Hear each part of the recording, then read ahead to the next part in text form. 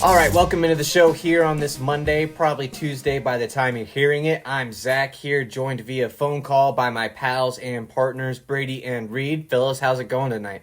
It's going great. Glad to finally get back together and record. I'm on suicide watch. I'm hanging in there. Oh, that answers I'm a doing all right. lot of questions. All right. That answers a lot of questions I had. But we'll It get certainly into does. all of that. So great deal. So tonight we're going to touch into all three major sports. We got a little NBA playoff talk. We're going to touch base on the Royals, no pun intended there, for at least 60 seconds. I don't know how long we'll stay there on baseball, but we're going to talk about it at least a little bit. And then over on football, we're of course going to talk, the fantasy side of it too, but we got a couple other on the more real life football, I guess, topics to touch on real quick. Real quickly before we jump into the NBA topics, though, small Scott Fishbowl announcement. I got added into a group chat with all the other people that are participating over on the Tweeter today. I'm not sure I can say his name publicly, so I'll just call him GT here. I just want to give him a big shout out and thank you for getting our division and the whole event and whatever he's doing all there, getting all that set up.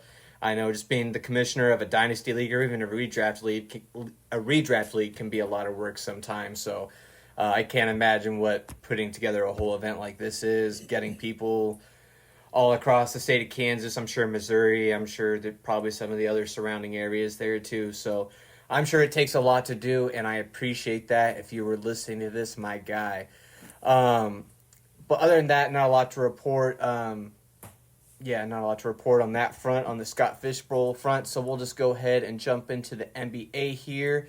The Pacers got a convincing win last night against the Knicks to even the series at 2-2. Reed, who takes the series here and why? Well, good question. It's really a toss-up, to be honest, but I'm leaning Pacers. I don't know. To me, the East just isn't as good as the West. That, and I think the Knicks are dealing with a few injuries here and there as well. Mm-hmm. Yeah, I think I saw Mitchell Robinson. Is he done for the playoffs? I know he's hurt, isn't he? Don't know. Good ball, Brunson Michael. keeps getting hurt. OG's getting hurt. He got hurt the other game, I thought. At least what I saw. But yeah, everyone counted the Pacers out in the first round. They played the Sixers without Embiid. Or was it the Sixers? No. The Pacers? It was Yeah, the they played. Bucks. It was the They Bucks. played the Bucks. So the Bucks without Giannis and Dame a little bit. Yeah. Just I don't I know. don't- Do you really think it would have been much different with those two in? I don't think it was a good fit from the get. healthy Giannis, healthy Dame. Yeah. I don't think they sweep, but I think they win that series, and they probably would go to beat the Knicks. I don't know. I Yeah. think the Pacers probably squeak it out in 7, more than likely. It'd be a long series, I think, but not to get too off topic. Yeah, Pacers get it done in 7. 7. You agree with that, Brady? No. I think I have the Knicks in 7. I think every team has won each of their home games, and I think that's just going to continue to be the case all the way through. And the Knicks will be in the Eastern Conference Finals, and it's going to get talked about a lot because the Knicks have It's the been, Knicks, yeah. they've been irrelevant for a while. And And it's just the honestly, Knicks, too. Yeah, and this Knicks team, I mean, I'm not a Knicks fan or anything, but they're actually likable. I agree. They have players that Yeah. I like Jalen Brunson. I like Josh Hart. He plays really hard. There's a couple other guys that I like the way they play, and I think Tom Thibodeau says, Yeah. he's just a hell of a coach, man. Like, I don't think he gets enough I think credit. there's some people that might give you pushback on at least the likability of Jalen Brunson at this point. I see a lot of people complaining about the way he plays online these days. I mean, I didn't used to see that, but I've seen it a lot, and he does kind of do that like Trae Young thing of like, I don't know if he still does it like a year or two ago, where he just Mhm. being obnoxiously leaning into fouls and reaching for calls and stuff. Yeah. But yeah, I agree. The Knicks team as a whole is, even as a Celtics fan, I agree. It's a likable team. They're a likable group of Yeah. guys. There's no like superstars, a group of dudes. Well, I guess you could argue Jalen Brunson's. Yeah, he went out and He's- averaged like he's 29 a close. game this year. Yeah, If he's not, he's borderline close. star. Yeah, I don't. yeah. To How like, be these a playoffs go superstar, can honestly decide if he we is or throw not. we throw a superstar too often around, like with players like that. Like there's a lot of stars, but like superstars, those are like the upper echelon of guys. Like, Yeah, absolutely. I won't get into who's but like you obviously you guys know what I'm talking about. Yeah, we all know who. But with that, I think we'll go ahead and move forward, though, to a series that honestly, maybe it's just the casual in me that hasn't been following basketball, but just I haven't seen a lot about it, and just it hasn't seemed like the most entertaining series from afar, and that's the Mavericks and the Thunder, who play. Actually, they're probably playing right now. Can we get a score check on that? Yeah, 35-30. 35-30. 35-30? Nice. So, Brady, who takes the series and why? Oh, man. Well, it looks like Dallas is, because OKC might have a brighter future, but they are super young and inexperienced.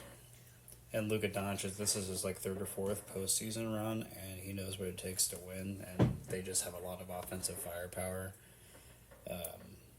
Say what you want about Jason Kidd, but he's a good coach. They're not the favorite to come out of the West, but it's nice to see Luka advance far in the playoffs, and I think they get it done in probably 6 games. I think OKC will get one more from Dallas, but I think Dallas will get it done in 6 games. Reed?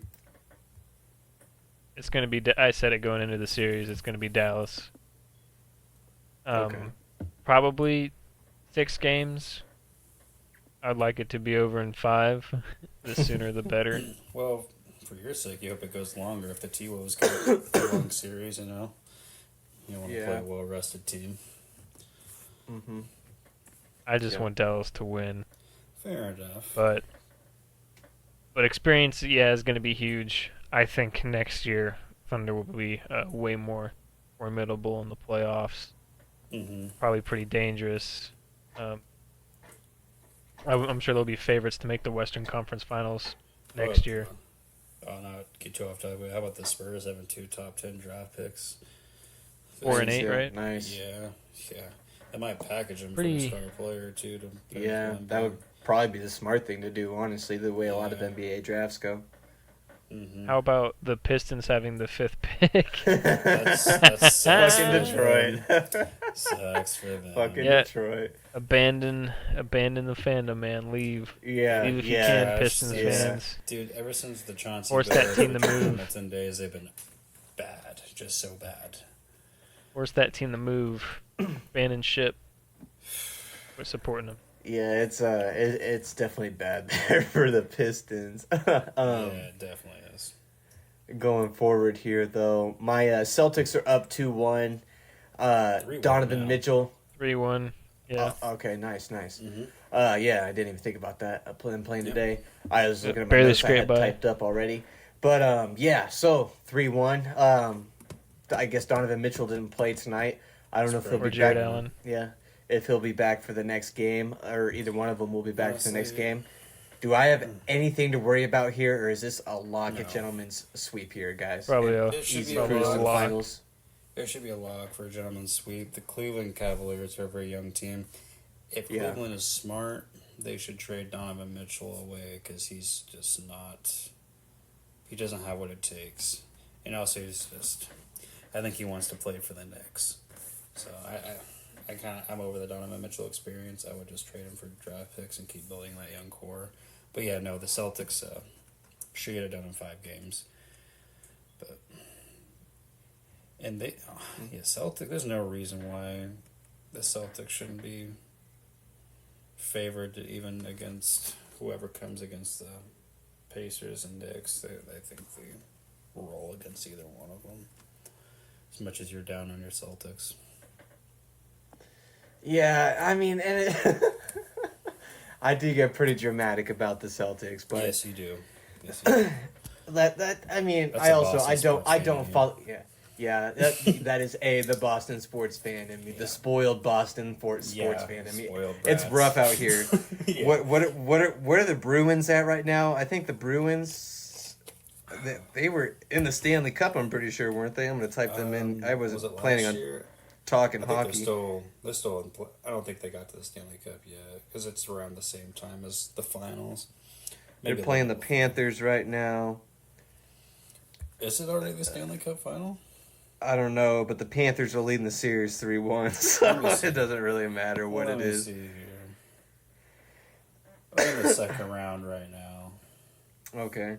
Yeah. But yeah, the Bruins haven't won a title in a while. Celtics haven't won one. The Sox, it feels like it's been forever. The Patriots, believe it or not, they're the most recent. It feels like they maybe have been the longest aside from the Well, let's Celtics. see. Was it 2018 for the Sox?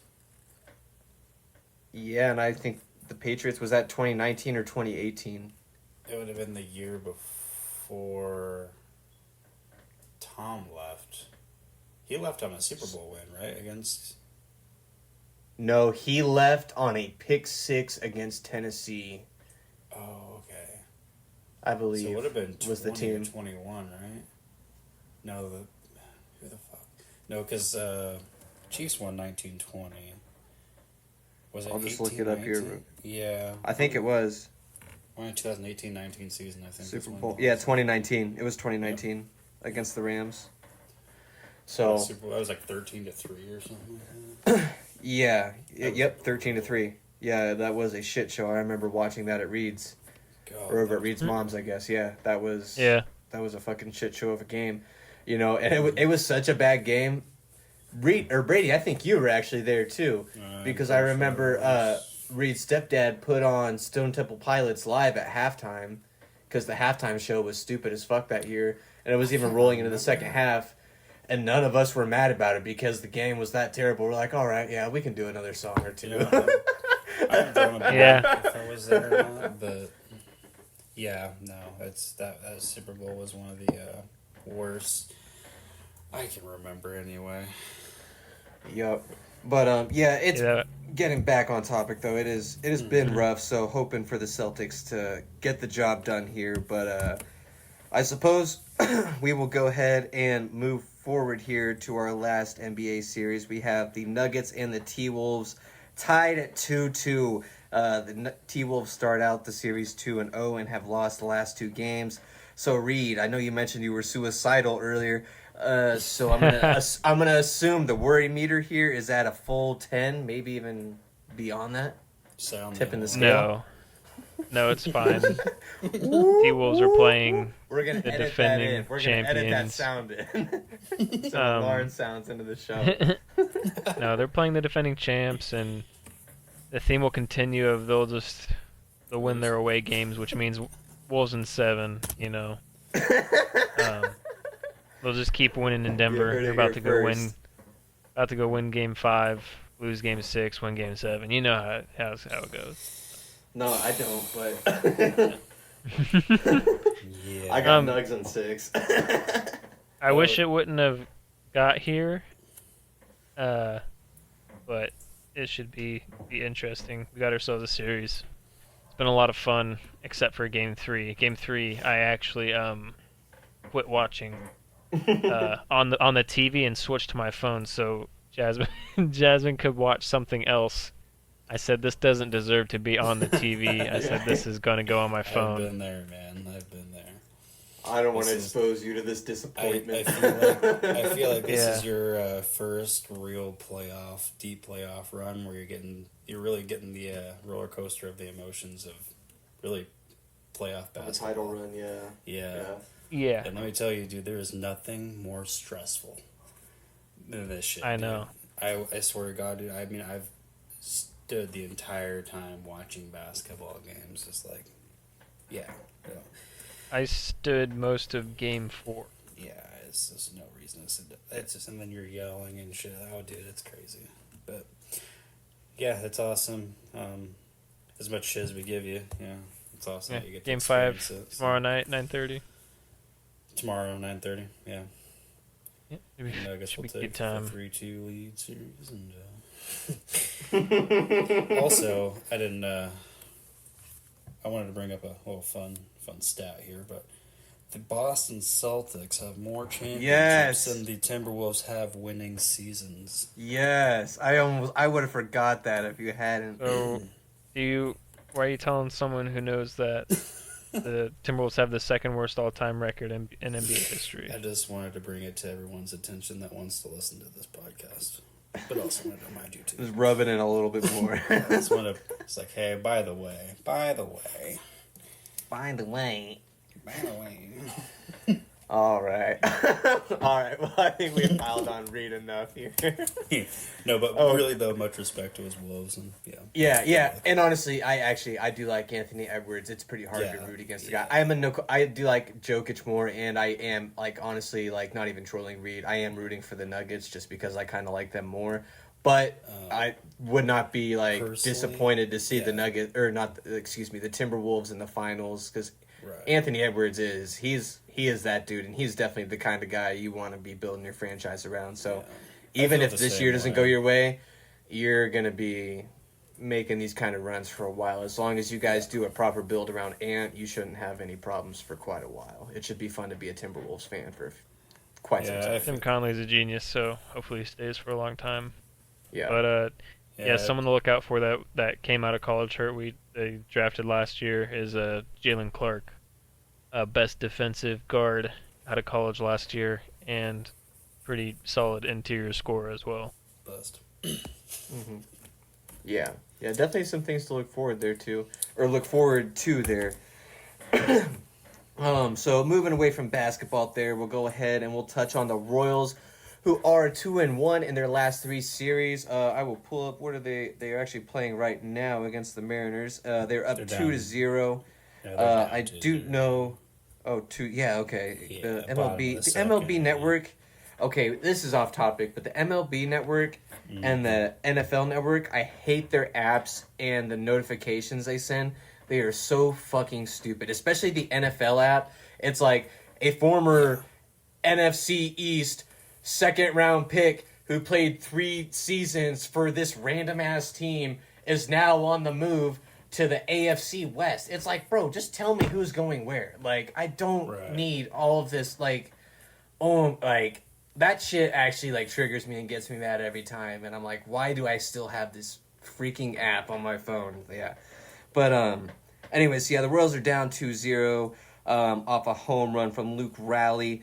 Going back to their 2-1 series here, or 2-1 in their last 3 series, that one loss against the Rangers here, and they did get a win against them, the reigning World Series champions there, the Rangers. Mm-hmm. And in the last game, lost it 3-2 in the 10th inning, so, took them to extras. So it's not like they just laid aside and lost it, and they took care of business against a Brewers team that is respectable.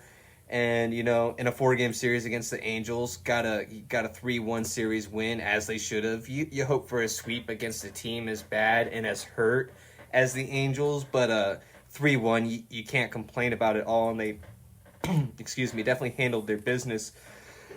Excuse me again. Pass it off to one of you guys real quickly. Just how are you guys feeling about the Royals right now? I'm pretty excited. It's been a long time since we've put out a competitive team, and I can actually be proud to be a Royals fan. They look like they have nice young prospects, and they're just really building something. And honestly, I mean, is it too early in the process for them to say that they could contend this year? I mean, they have a decent record. Could they make the playoffs at least?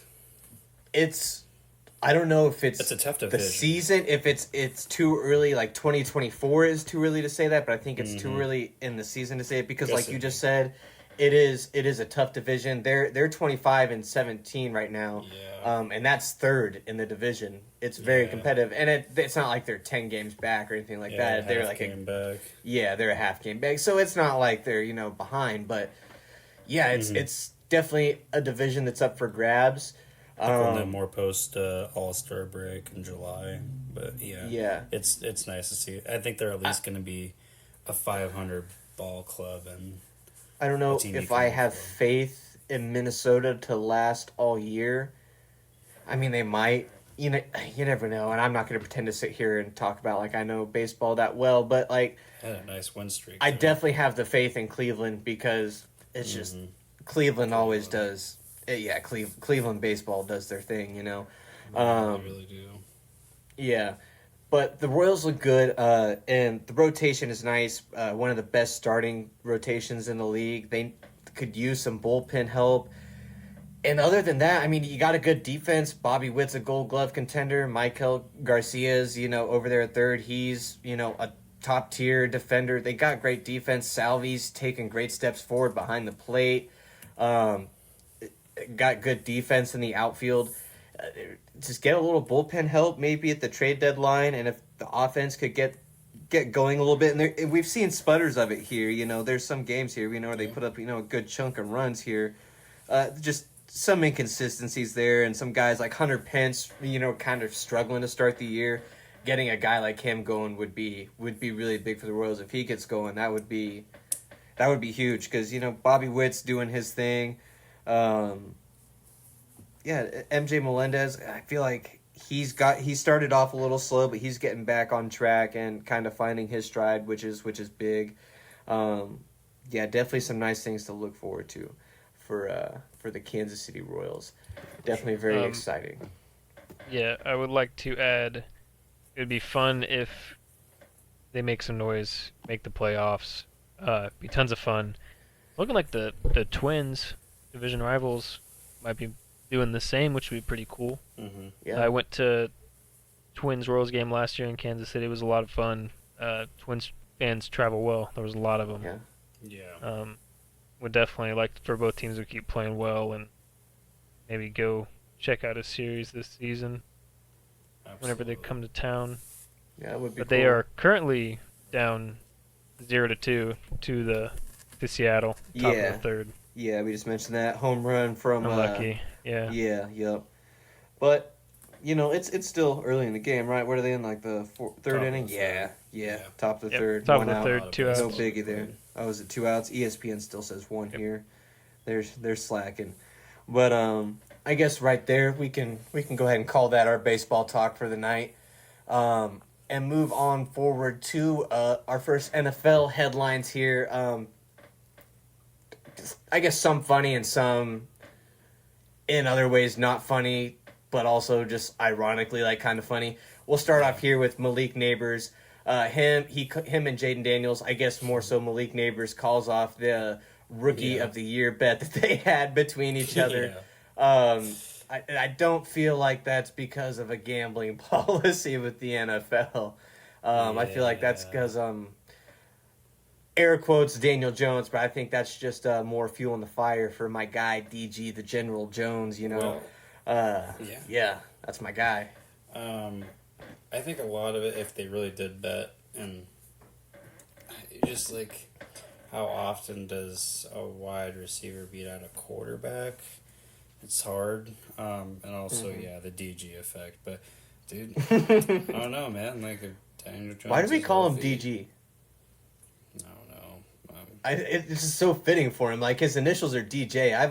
I've wondered that myself. Like I always call him DG, but like I don't like D is right, Daniel, but like the G, I don't know where I get that. But I don't know. he just Daniel looks like Jones. a DG. Yeah, he's just a dork. But if he can stay healthy, I don't know. Like I think he's the kind of receiver though where he's gonna eat regardless who's throwing to him. Personally, but I would, but if I was a betting man, I would take Daniels as a rookie of the year over Neighbors, even if Neighbors has like 1,000-yard. Oh yeah, wide receivers. yeah. Jaden Daniels would probably have to get benched or something. Yeah, because he's starting from week 1 for sure, and he's gonna throw for at least 3,000 passing yards and probably 20 some touchdowns. And he's walking into a decent enough situation, not the best, but it could be worse. He's not walking into a Drake May situation. He's got weapons. So he'd be all right. Yeah, I didn't actually. I just saw it a little bit before, and I guess you actually threw it in the group chat earlier too. People talking about the Patriots already regret drafting Drake May. Yeah. We'll Those see. Bucks go I sure hope Burrow not. season. There was something about like Gerard Mayo saying that he has a lot to work on, and they were saying his footwork obviously was the main thing coming into the draft, and not to get too far off topic, but when I was looking at him and just like what I noticed, because I was really high on Drake May, but I thought he had a slow release. The football. Yeah, I saw a couple people saying that on another thing. Yeah. So that could be a problem. He better get the ball out quicker, which it can be coached out, but Yeah. those would be like the things that I would think that they're talking about that he needs to work on. For me, as long as he's processing it quickly, like processing what he's seeing and reading the plays quickly, I'm not too worried about it because I feel like you just said, the rest, like the motion, he can get coached up on how to be quicker for that. Well, that was his knock on college, is that his footwork, and that because his footwork got really bad is because like he was processing too fast. He was trying to speed up his mind where he just needs to like chill out and use his footwork. And basically he was seeing the throws he was supposed to make, but his feet were not with his upper body. So he just needs to correct that basically. And it's coachable, but bust. I hope so. I hope so. I'm starving over here. I'm excited to see all these rookie quarterbacks and see how they do this year. Yeah, it's going to be fun. We've got an exciting flock of rookie quarterbacks and rookie receivers going in. And low-key, a very low-key, exciting group of tight ends, kind of in my opinion. There's 2 or 3 tight ends. I'm pretty excited to see how they turn out this year. Especially being Brock Bowers and Ben Sinnott. I'm really excited to see how those two play out fantasy-wise anyways. They're What about the Texas tight end? What's his name? Javion, yeah. Sanders.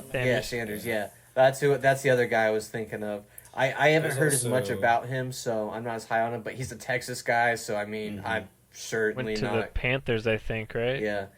Yeah, which Round 4. I think all they had there was Hayden Hurst last year. Was their tight end one, so but I don't know that's if it's going to translate. That's not a bad spot for him to land. Hayden Hurst is not the worst veteran to be playing alongside either, so not a bad spot for him. And not a bad situation all around. I mean, a top tight end pick, and I mean they got who's the guy? Why am I drawing a blank? Randy Moss Jr. Not actually Randy Moss Jr., but like talks like him. That's why I call him that. Oh, Xavier Legette. Yeah, Xavier Legette. Drawing a blank on his name. They got him. Personally, I'm pretty out on Jonathan Mingo. I wouldn't really factor him in too much. But Adam Thielen's still there too, so there's still some things to look forward there too. In Carolina, I guess if you're Sanders there, from a fantasy perspective. So I guess if you're him, you don't really care. I think they're doing the right things with what they've been given from the previous regime. Yeah, absolutely. It's just a matter of if Bryce Young is going to pan out or not. And this year we'll find out. So it'll be that's going to be a lot of fun too. Yeah, And like we were just talking slumps, about. CJ Stroud exciting rookies. There's a lot of exciting second year guys to look at, like Bryce Young, Puka, CJ Stroud. Yep. Yeah, definitely. Bijan Robinson. Definitely some people to be excited about. Some second year guys. Moving forward here quickly before our break.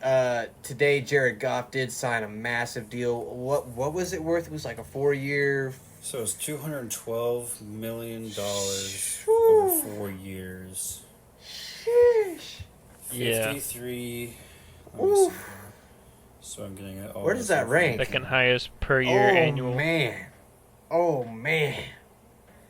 And St. Brown's already the highest paid receiver right now. He was for a minute until AJ Brown signed like 15 minutes later.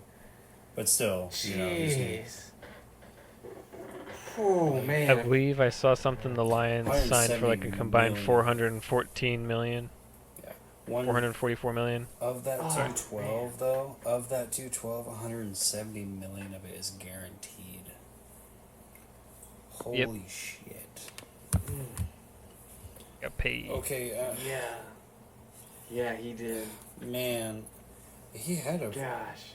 he had a solid year. He threw 30 Yeah. touchdowns. Yeah, I like Jared Goff. Don't get me wrong. But- But gosh. Oh man, like his highest his highest career in passing, like his highest passing touchdown season was 2018, where he threw 32 touchdown passes. Like he's only threw 30 touchdowns twice in his career. Don't get me wrong, he's like got to a Super Bowl and then was on the doorstep of another, but 212 million, that's like, this is where it comes back to like, man, you like that player, but for that much money, it's like a Kirk Cousins thing. They're literally just Yeah. put I was about to themselves, say Kirk That's a Cousins. good. I like that comparison right there. like now they just put themselves in that same situation we were in, Yeah. and like here in like 2-3 Literally years, the you're gonna be same. like, oh You shit. got that star receiver that I guess the only difference is they're already paying him, but you've already got him locked. Well- You got to pay all this money to him, and then now you're paying this guy. Like, what else are you gonna do? You got all this money tied up. Yeah, Yeah. yeah, That is why Minnesota got rid of Kirk, because you can't pay both, dude. yeah. You Yeah. can't. I mean, at least not like right away. Because you, oh man, that's just, Yeah, even like, not even trolling, but like even if JJ McCarthy doesn't pan out, Minnesota did what they had to this offseason. yeah, he can't do both. So, agreed. We had to rip the Band-Aid off. Oh man, like he's accurate over the middle. Seems like a good guy, good leader. He's like he's from California. He's a calm. 20 years laid ago, back. he'd have been in talks with some of the best in the league. Honestly, Yeah, he would have. He's in this era now, but it's a better different era competition now, man. You know, Yeah. it just is what Yeah. it is. Yes, I like Jared Goff, just I don't like Jared Goff for that much money. yeah, exactly. And also, Well, very fuck well Detroit. said. Yeah. Very well said. And I think we will go ahead and go to a break there, and we will see you guys right around the corner.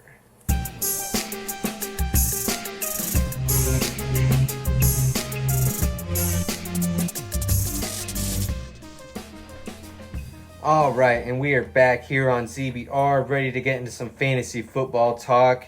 Here to review some trades from last season, the trades we made, some trades maybe we rejected, and whatnot. Some trades we sent out that got rejected. We'll see what all we have time for here. We're gonna start with the trades we did complete, though, the trades that went through. To start off the league last year, because it was a startup last year, Hillary Duff's prime it was. I made the first trade, and that was Micah Parsons in exchange for a first-round draft pick this year. And that trade went exactly Yeah. how I drew it up on the whiteboard before the draft. I was like, I'm going to reach on Micah Parsons and TJ Watt, and I'm going to keep one of them, and I'm going to sell one of them for a first-round pick and just upgrade my draft stock, but a year later. Because I think I took Micah in the 5th round, I'm pretty sure, which was a reach. I'm pretty sure no defensive player was coming off until probably the 7th, maybe 8th or 9th round. And honestly, I kind of threw off the draft a little bit because I think I made a couple other people think they needed to start drafting IDP too. Yep. Which was all part of the plan. It was all part of the plan, just being disruptive. That was all part of it. But that pick did end up being the number 2 pick this year. So, again, just really worked out exactly how you drew it up, which that doesn't usually happen in fantasy football. So you got to enjoy it when it happens, and I am enjoying it so far. You know, the process of shopping this pick and, or also the process of, picking at the top of the draft. Both are really fun, and I've had a lot of fun in that spot this year. The second trade in the league I was also a part of. I was on my Danny Ainge shit collecting some picks. I sent Zach Moss off to another team for a second-round pick. And initially when I made this trade, I was like, second fleece in a row. Let's go. I'm on one. I was like, hell yeah, I'm making roster space for all the waiver people I'm going to pick up. I'm stacking picks. Let's go. And honestly, it did end up working out for me. I used that pick to in another trade that we'll get into a little bit later. And honestly, it worked out for the other team though too. It wasn't a complete fleece. Like Zach Moss had some significant fantasy value last year and was definitely someone to have on your roster. He wasn't just a nobody like I thought he might have been last year behind Jonathan Taylor. So that was a pretty good trade, I feel like, for both teams. Excuse me there. The next trade that was completed between one of us was between Reed here and the same team that I just completed that last trade with. That was the Conquistadors. This trade between Reed and the Conquistadors, Jackson Smith and Jigba for George Kittle. Reed sent away George Kittle and got JSN. Reed, walk us through your thought process here on this trade. So I'd like to break it down. Originally, I was trying to get Nick Chubb before he got hurt. Mm-hmm. Understandable. Then I would like to touch real quick. Your interference in trying to get Nick Chubb made him second guess himself because he was locked in on the trade I had and ruined the trade.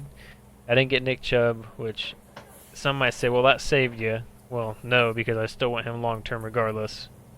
Career average over 5 yards per carry. He's just a freak. Yeah, I don't think this is going to slow him down all that much. I also still have some interest in Chubb too. I know a lot of people don't. Mm-hmm. I do too. I just don't think he'll move off him for what. Yeah, for what agreed. he should after the injury and age and everything. It's rough trading situation. Yeah, but so I was still trying to make some sort of long term upgrade, and Kittle's nice, but he's about 34. I don't want to say injury prone, but tight end's a tough position. Holy shit. He's 30. Yeah. 30? He's 30.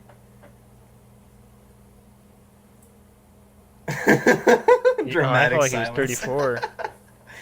Sorry. No, I thought he was like 34. Okay. Yeah. Well, regardless. Yeah. I also needed You're set at some receiver depth, so I figured that would be an upgrade long term.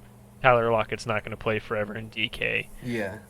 Likely to leave after his first And even still, actual extension. DK is not a full number one. Like there's still room for targets to that offense after DK. So yeah, absolutely. Yeah, and JSN's solid, so I was pretty confident, and it felt like an upgrade to me. So, and plus, it should be noted to anyone listening that doesn't know about my team, I do have Sam Laporta. I drafted him, so wasn't too worried when I got rid of Kittle. Yeah, he balled out. Okay. So moving forward here, I was actually wrong. I could have sworn I made that first trade with Tricky Dicky with the Micah Parsons trade. I could have sworn that was the first trade of the league even, but that was a few trades down here. I just saw it right here. That was actually my second trade of the year. Zach Moss was the first trade of the year. And actually, going backwards here, Brady, you were a part of the second trade of the league here. Mm-hmm. That was you received DK Metcalf and you sent away the Conquistadors, who was also, me and him were very active there in the beginning of the league, especially trade wise. But you sent him Cooper Kupp and KJ Osborne. You got DK Metcalf. Walk us through this one. Well, I originally had drafted Cooper Kupp in like the third, fourth round, coming off a badass season, and gets a hamstring injury in training camp, and that just lingers on into the season. And I'm thinking, all right, this is a dynasty league here. How much does he have left in the tank, really? And I made that bet. I was like, look, if I'm going to get any kind of value right now, that's about the best I could do is get DK, which he's a solid wide receiver 2 on a team. So that's what I kind of did, and I sweetened the deal with KJ Osborne because he's a very mid player and just kind of a player for like depth wise, and just got as much value as I could back out of that. And I'm happy with DK because he's very consistent. He's not gonna blow you away with that wide receiver 1 production, but he is solid, steady, nice. Yeah, high end wide receiver 2. Yeah, that's you need those guys on your roster, and I'm pretty happy with the. I'm obviously not happy with drafting Cup that high and that happening, but with the value I recouped, very pleased with that. So, yeah. But even and just add on to that real quick. And Cup did come back and have 4 or 5 really awesome games, but then he started to show his true self, and I think he's actually on the decline now, and I think that actually worked out well. Especially personally, I would have maybe. I guess like you said, it was already the season had started with the injury, and you were already kind of running behind on selling him for some value.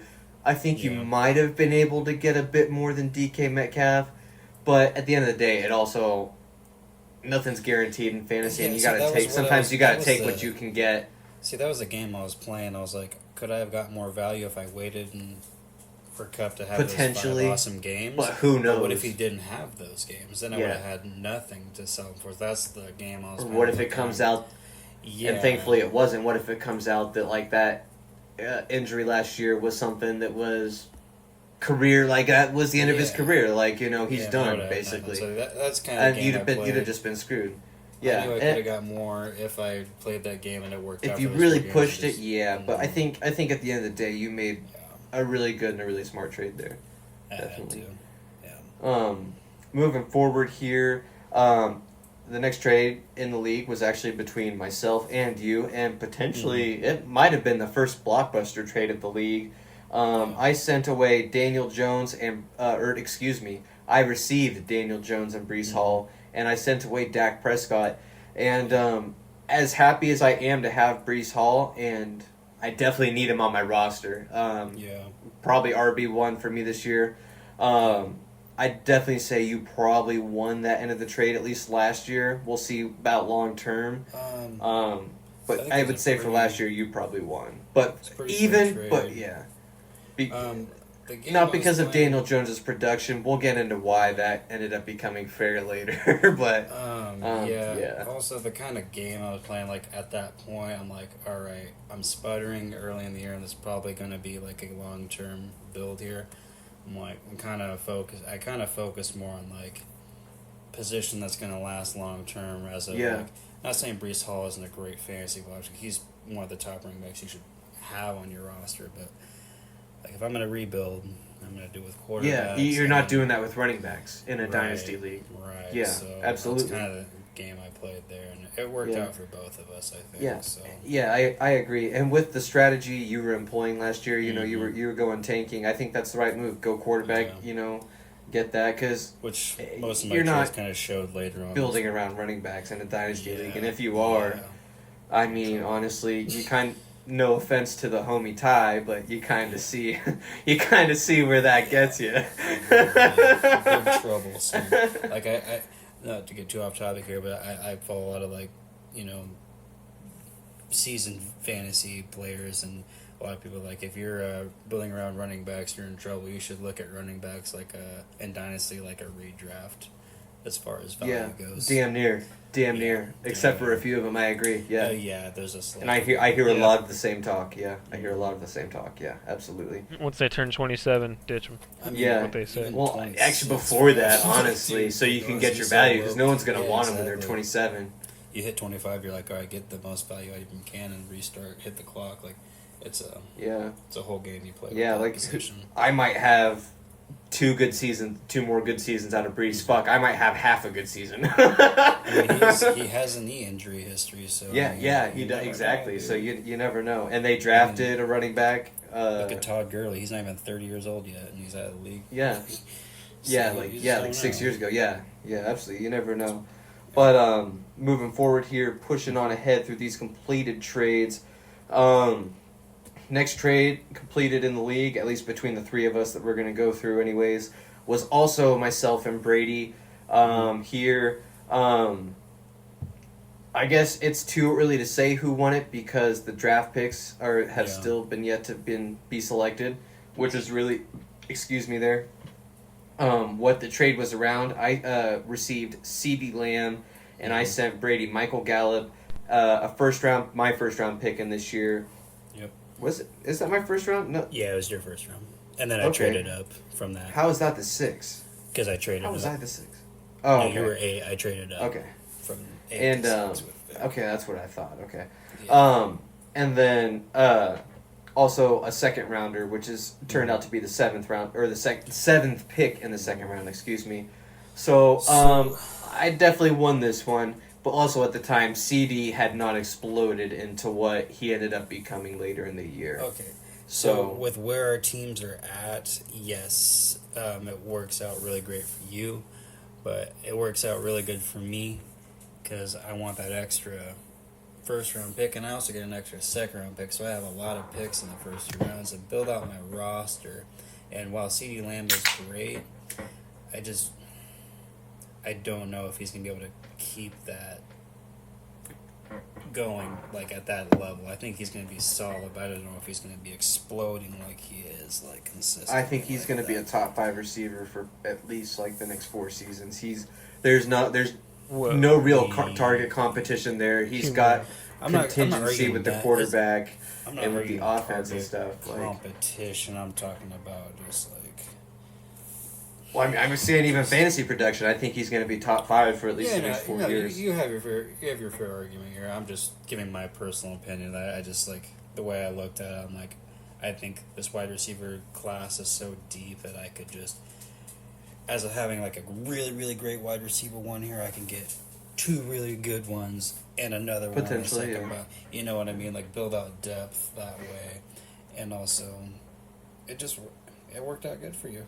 Honestly, it's awesome they exploded that way. With where I'm at, I mean, I could have built around CD2, but I'm happy with just getting an extra first. It gives me flexibility. I could use those first round picks to even trade for another receiver, trade up. Yeah, You know, trading it for just gives future me- picks pretty again. much did Keep it that for a lot cycle of so you always have flexi- extra picks. Yeah, flexibility Yeah. was the big thing too with like rebuilding in the dynasty. So Yeah. that's kind of how I looked at it more so, and like letting go like such a great player. Because where I'm at, like I needed to fill other areas too, and yeah, I mean you could. Time will tell with the trade. Yeah, too, that's so. true. Like I said at the beginning, we got to wait Yeah. and see who you pick here. Yeah, But moving forward here, Reed, you were part of the next trade we are going to talk about here. This was with AB's welfare. You received Chris Godwin and you sent away Dameon Yes. Pierce. I mean, I feel like that's a pretty good trade for both sides. Honestly, I think Yeah. you probably win that at the end of the day, especially since you're going wide receiver over running back. So yeah, I'd probably give you the edge on winning that one. value the wide receiver, 100%. especially when you're expanding the roster to more wide receivers. So yeah, it really works. Especially when you look at Dameon Pierce, coming off And an how he injury and finished, doing yeah. absolutely nothing for most of the year. In AB's welfare's defense, I will say that dude is absolutely loaded at receiver, so it was absolutely no thing for him to take a chance Yeah. sending away Yeah. Chris Godwin on a flyer on Dameon Pierce, Yep. who you never know, maybe he has a bounce back year or something, maybe he doesn't, but should be favored in the long this haul, it's year. not going to hurt him. So Reed definitely won the trade, but it's not like it killed AB's welfare or hurt AB's No, welfare. definitely at all. didn't. No, Yeah, he's won the trade is yeah. all. Yeah. Yeah. Yeah. Not like a big slam or anything, just a nice little victory. But I will say that yeah. it was between Chris Godwin and Christian Kirk, and I know Christian Kirk was having a solid season as well. Me personally, don't It's hard to trust trust Christian him. Kirk. It's hard, yeah, I agree. Yeah. It's hard to trust him. and I do don't- like him going yeah. into this year, but yeah, it is. It's just hard to. He just doesn't Yeah. have it. He doesn't seem trustworthy, and not in like a bad way. I Just in know- like a fantasy way. Yeah, and I know that at a bare minimum, Godwin can be my minimum wide receiver 3 Yeah, for for another sure. 3 to 4 years. Which so is I'm not big, too worried especially there. now that we've expanded Yeah. the receivers there. So, yeah. Mhm. I definitely I remember giving you some shit about that trade and about Chris Godwin in general, but honestly, Definitely especially at very this good point going to him, and where so. the league's at right now, he's definitely a solid piece to have on your team, Mhm. especially for a guy like Dameon Pierce, a running back like you hopping off him like while the value he's like kind of like what Brady did with Cooper Kupp hopping off the value while it was still Yep. there. So good trade definitely. Nice. And moving forward, Reed, you were also a part of the next trade, probably I guess your blockbuster trade of the year. So this was with the New York Diversity Hires, the homie Ty, guest and friend of the show. Need to get him back on again before the next season starts. Talk some draft stuff with him. But so Reed, you sent away Gus Edwards and Trevor Lawrence. In exchange, you got Josh Jacobs, Zay Flowers, and why does that say? You read that backwards. Yeah. Okay. You sent no. Oh, okay, yeah, I did. Okay, yeah, you're right. Okay, so you got Trevor Lawrence and Gus Edwards, and you sent away Josh Jacobs, Zay Flowers, and why does that say the second pick in the draft? I know. I thought that too. Just ignore it. It's not. It's like pick 9. Yeah. Okay. Yeah. That's a glitch. Yeah, that's a glitch. Yeah. Okay. Yeah, I thought that too. Just ignore it. Okay. Yeah. So, but still, a top 10 pick, first round. Yeah. So why don't you talk us through this trade here? So as you guys know, Kirk Cousins went out with an injury. Cut him. Yeah. So here's my thing. They wouldn't put him on IR fast enough, even though we all knew he blew his Achilles. It had been like 2 or 3 days, and they still hadn't. And I had quotas to meet. He says he had quotas to meet. What? Quotas to meet, brother. That's an all-time Reed quote right there. That is an all-time Reed finish. quote. I love that. Let me finish, man. Oh, go ahead. I'm sorry. I had quotas to meet, and had to make a business decision, and I wanted to stay competitive. And I'm like, well, Trevor Lawrence can get it done. What I should have done was there was an opportunity to do a trade for Dak Prescott, and I said no because I was being too picky. I'll say. Didn't want to part with a player in the deal. Which player was it? And then Dak goes and balls out. Oh man. And yeah, so hindsight's always 20/20. Gus Edwards ended up doing pretty well for me. Josh Jacobs was garbo. That's why I got rid of him. Zay Flowers, I was upset to get rid of, but I was like, I'll part with him. Whatever. I had JSN, so I was like, whatever. I'll get rid of one young receiver. And then I ended up trading away Trevor Lawrence and a second-round pick to get back into the first-round pick 5.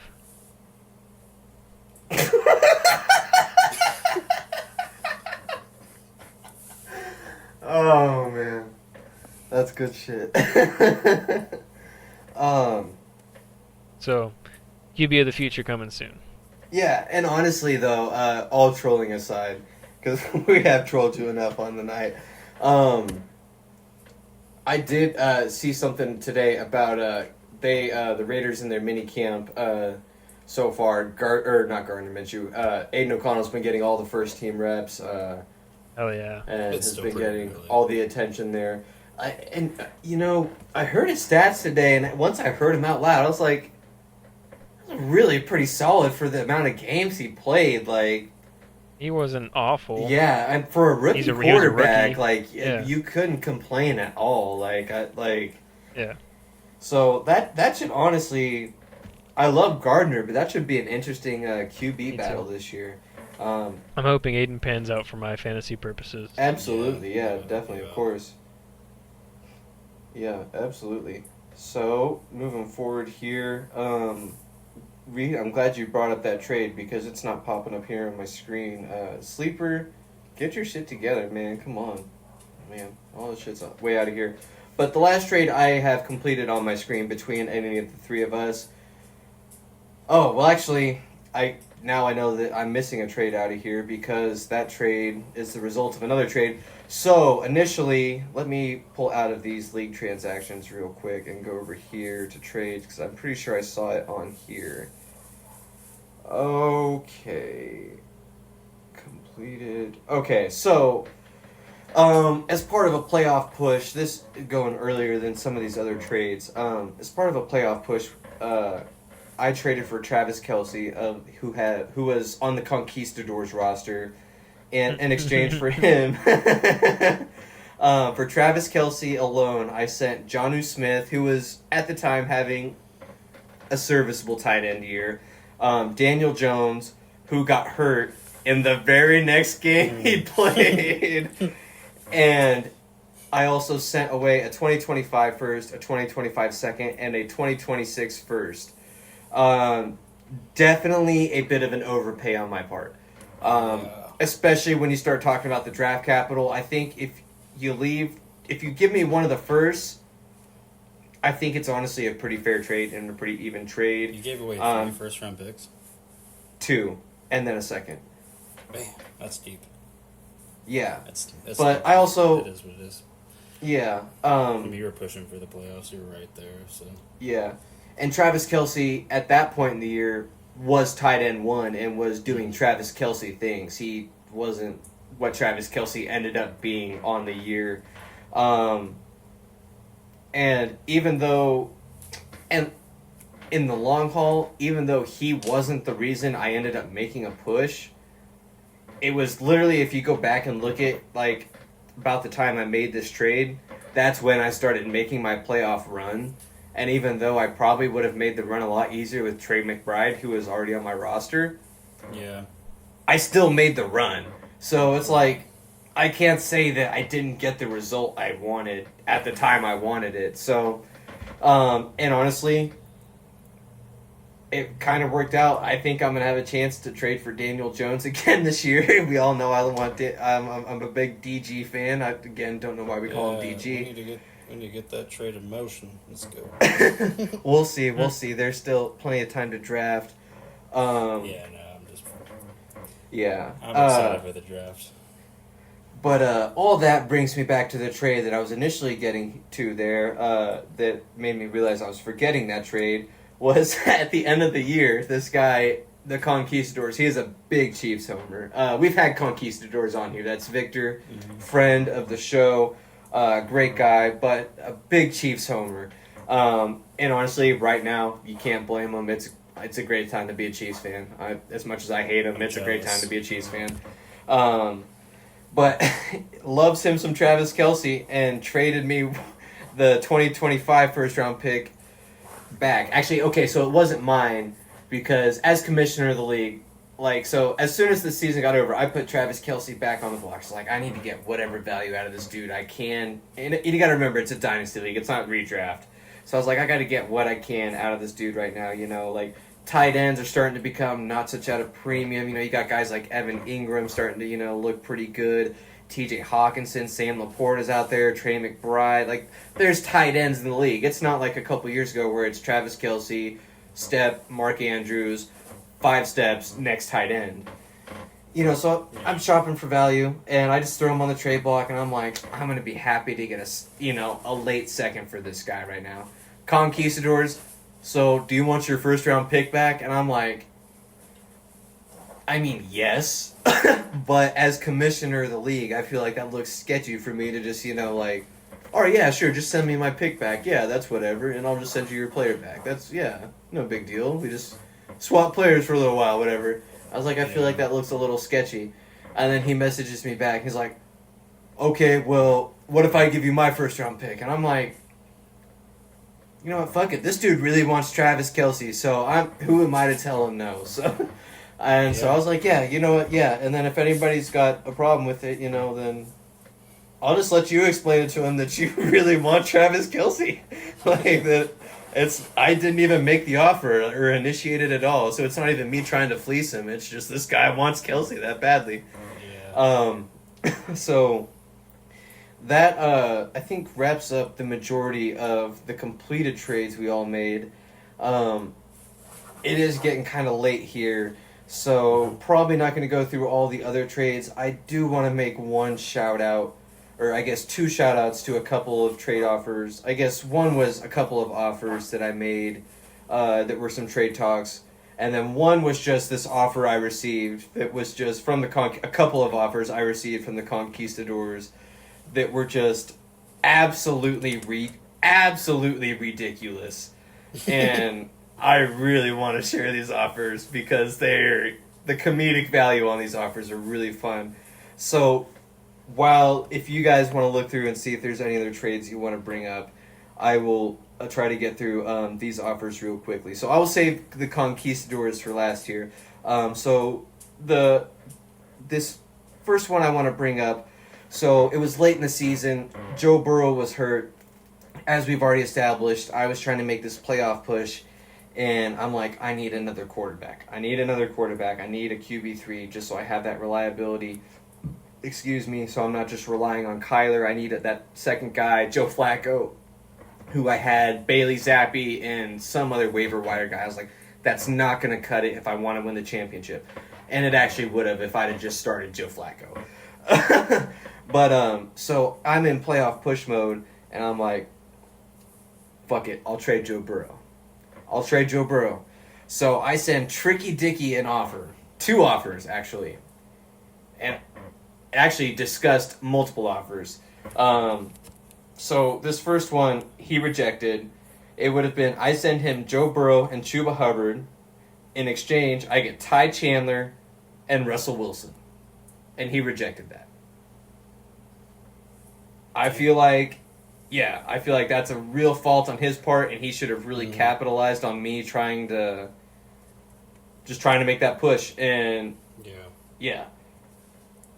And there's no way. Yeah, at this point. Okay, he sent this offer. I was like, okay, there's no way I made this offer. Okay, so he sent this offer, and he countered with this.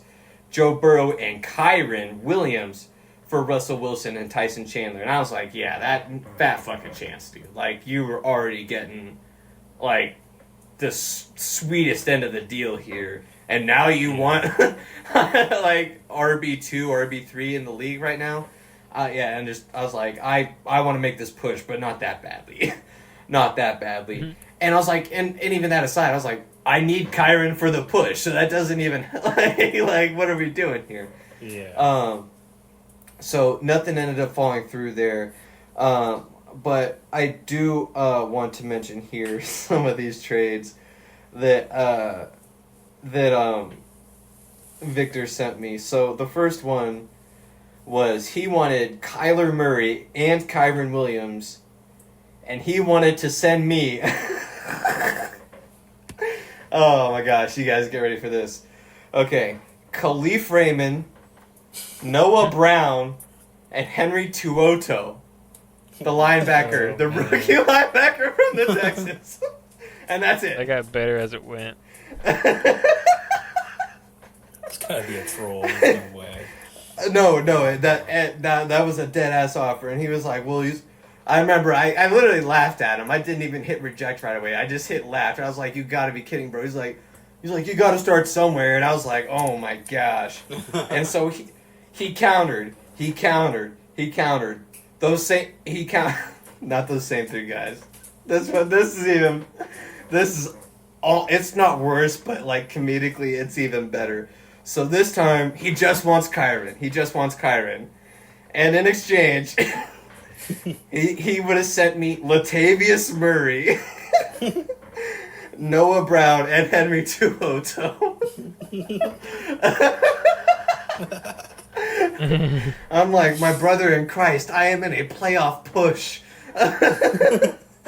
There is not a chance, even if I was in a rebuild, that I am making this trade. Either of these. But that was really nice of you to think I'd want to donate to your charity. I'm glad you think I'm that nice of a guy. Because I am. I like donating to charity. That's cool. But, yeah, that was just, I was looking when I was going through those trades once we decided we were doing this for the show, and I saw that. I was like, yeah, I got to mention that, because that is some all-time worst trade offers shit right there. Did you guys have any other trades you wanted to mention real quick? Yeah. So Brady could have had my 2nd-round pick and Kenny Pickett, and I would have had Dorian Thompson-Robinson. Yeah, I should have checked that. Yeah. Yeah. I also offered my 3rd overall pick to a couple people for Jamar Chase straight up, for Amon-Ra and Jahmyr Gibbs. Those were just shoot for the moon trades, and they got rejected. But not every pick is untouchable. So yeah. I guess Also looking here, there was a couple trades that I did reject from Reed. One was second round pick for Jordan Addison. The other was Kenny Pickett for Trey McBride. Pretty happy with keeping both those. I like Jordan Addison. I think he's got a bright future, and obviously I'm very confident in Trey McBride. That's tight end 3 this year, in total. Not like tight end 3 on your roster, but tight end 3 on the league, in my opinion. And then there were actually a couple of troll offers, like we mentioned, between me and Reed. Reed started it here. I mentioned having some waiver wire quarterbacks on my roster, and I don't even remember it, but I guess I picked up Colt McCoy at some point. And Reed, Mr. Kyler sucks, Kyler's a boy trash, fucking OU, Kyler, blah, blah, blah, wanted Kyler Murray for him, but I guess for Colt McCoy, I guess I can't really give you too much shit there. Yeah. But I countered that with I offered Reed for his second round pick, or for my second round pick, or 2026 second round pick, excuse me. For a future second round pick, I would take Zaire Franklin, Jalen Hurts, Chris Olave, T. Bernard, I forget his first name, he's a linebacker, Sam Laporta, and Sanders. So he, of course, rejected that. Tisk. Would have been big if he accepted that. Would have been big. But I think that wraps up our fantasy football talk for the night. Let me pull up these notes here and make sure I'm not forgetting anything to bring up. Nope, I think that is it. So, do you guys have any final thoughts or words to give out here? I do. I would like to add that I tried to get Kyle Pitts in that deal where I traded back into the first round, but could not make it happen. He did not want to part with Pitts. Yeah. Understandable. Mm-hmm. Yep. All right. Well, then, we will go ahead and wrap the show up there. Thanks for tuning in, guys, to ZBR Sports. Make sure you subscribe on YouTube at ZBR Sports. Follow on Twitter or X at ZBR Sports. Stay tuned for the Scott Fishbowl content and journey. We'll keep you updated the whole way. Make sure you follow us all on our individual accounts. That's at Brady Feldkamp, at MINN_sportsfan for Reed, and myself at Zach Got That Dog. And until next time, guys, take care, be safe, and we'll be one day closer to football. See you guys. All right, thanks, guys. Peace up.